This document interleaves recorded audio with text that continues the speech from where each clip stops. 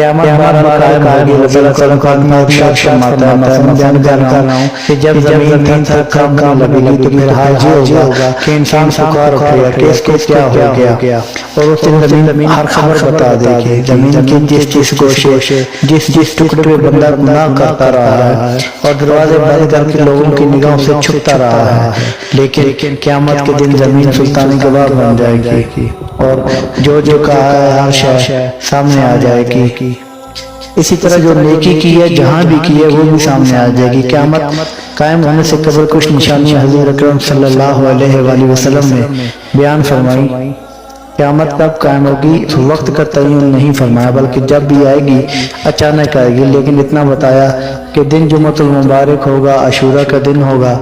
10 محرم الحرام کی تاریخ ہوگی، شام کے میدان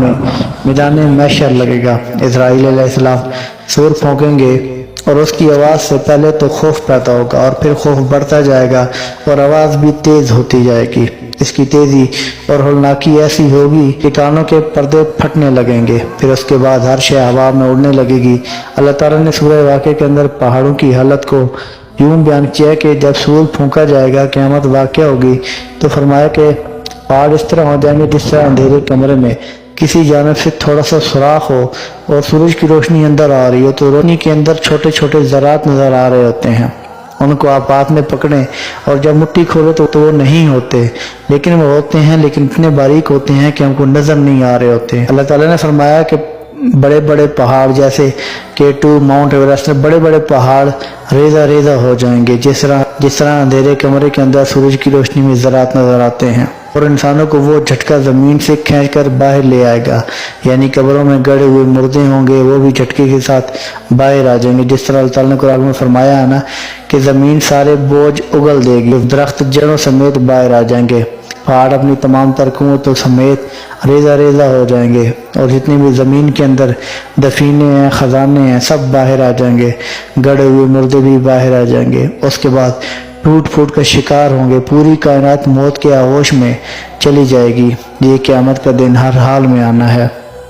اور یہ ہمارے گناہوں کی بدولت ہے، یہ زلزلے، یہ جھٹکے، یہ سیلاب، یہ حکمران، یہ آہت، یہ بے موسمی بارشیں، یہ قتل و غارت، یہ بدعملی، کیا یہ اللہ کا عذاب نہیں ہے؟ اللہ تعالیٰ سے یہ دعا ہے کہ اللہ تعالیٰ اپنے پیارے نبی کریم صلی اللہ علیہ وآلہ وسلم کے صدقے پوری کائنات پہ رحم و کرم فرمائے،